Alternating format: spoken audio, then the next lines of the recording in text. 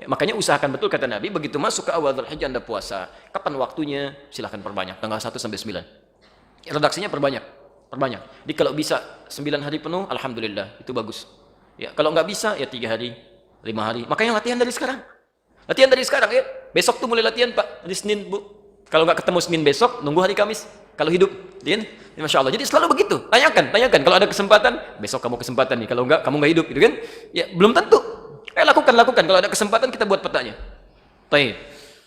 Bismillah. Jadi puasa kerjakan, kalau tidak mampu pun misal mengerjakan runtutan ini, misal halangan bagi perempuan, belum tentu bisa puasa misal karena ada libur tertentu. Maka kalau bisa dan kedapatan sucinya misal, tolong semaksimal mungkin tanggal 9-nya. Tanggal 9 Dzulhijjah. Itu puasa istimewa, ya. Saking istimewanya, saya agak cepat Nabi mengkhususkan kalimat khusus pada puasa di hari ke-9 ini, ya. Diriwayatkan di hadis Muslim, kitabnya saya bawa, nomor hadis 1162. Saya agak cepat sedikit ya, nanti saya berikan rujukan di akhir TV untuk kajian lebih lengkapnya. Sudah?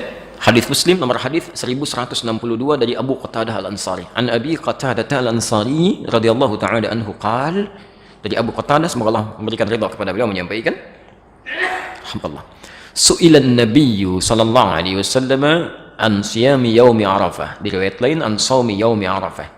Nabi sallallahu alaihi wasallam pernah ditanya tentang puasa ya, di hari Arafah. Hari Arafah itu tanggal berapa? 9. Ini penting, nanti saya tuliskan, saya berikan tulisan sebentar ya. Redaksi hadisnya begini, Siyam Yaum Arafah, ada yaumnya.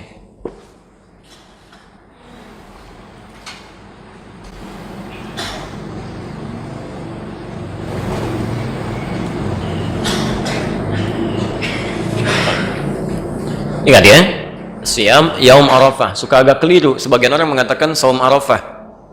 Kalau cuma disebutkan Nabi mengatakan Siyam Arafah, puasa Arafah, Arafah itu menunjuk pada momentumnya, ya, momentum orang wukuf. Jadi kalau bahasanya puasa Arafah, maka nggak ada penafsiran. Semua di seluruh negeri ini harus berpuasa bersamaan dengan orang wukuf.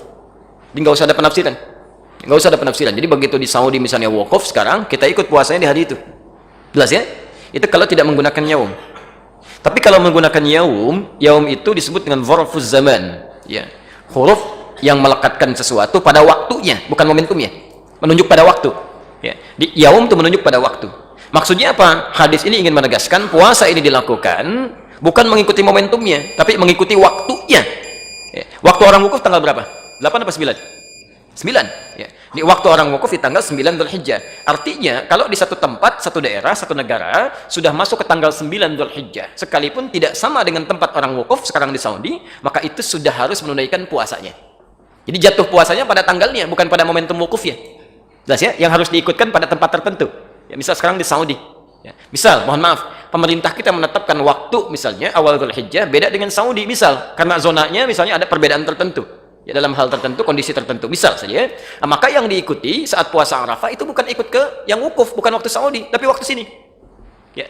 Karena zona itu bisa berbeda Pak, ya. Saya sering katakan begini, Saudi dengan Indonesia beda berapa jam? Wah, antum ukurnya ke Jakarta 4 jam, di Papua 6 jam. Indonesia itu kan luas, dari Sabang sampai Merauke, ya kan? Masya Allah. Jadi kalau kita ukur dengan Papua 6 jam, Jakarta 4 jam. Nah, sekarang lihat begini misal, ini baru Papua ya, belum negara-negara lain yang bedanya cukup jauh.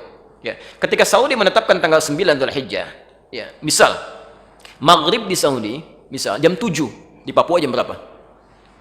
Udah jam 1. Udah jam 1 dari dini hari, di Saudi baru maghrib. Artinya ke Saudi ketika masuk misalnya waktunya jam subuh, misal saja jam 5. Jam 5 di Papua udah siang.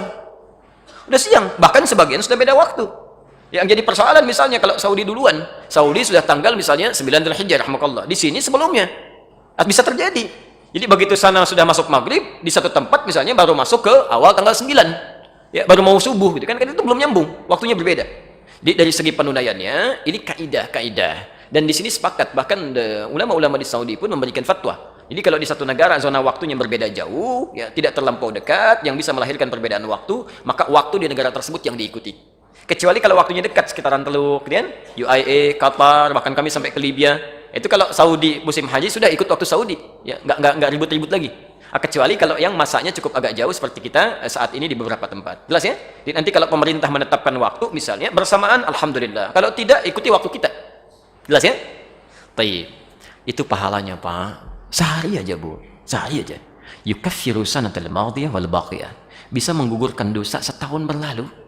Plus menjaga tidak berbuat dosa setahun yang akan datang. Lumayan. Anda puasa sehari, dosa setahun gugur. Setahun, Pak. Yang hari ini aja belum tentu diampuni. Ini setahun. Masya Allah. Ya. Dan yang paling menarik bahasanya, lihat cara menerjemahkannya, ada sementara, mohon maaf yang keliru menerjemahkan. Ada yang mengatakan mengampuni dosa setahun berlalu dan setahun yang akan datang. Masya Allah, kalau setahun yang akan datang sudah diampuni dosa, berbuat dosa aja. Itu ada sendal di depan bagus-bagus, ambil nanti. Ya. Masya Allah. Karena nggak dihukum, dan dia dihukum nggak dihitung. Nah, itu cara berpikir yang keliru. Jadi menerjemahkannya, mengampuni dosa yang telah lalu setahun, dan menjaga orang ini tidak berbuat dosa untuk setahun yang akan datang. Artinya kalau ada orang, maaf ya, ada orang berpuasa Arafah, setelah puasa masih bisa berbuat dosa dari ujung kepala sampai ujung kakinya, berarti puasanya gagal. Jelas ya, puasanya gagal. Misal setelah puasa Arafah berdusta, nah itu tanda pertama puasanya gagal, tidak bernilai. Ya cuma menahan lapar dan haus saja. Jelas sampai sini?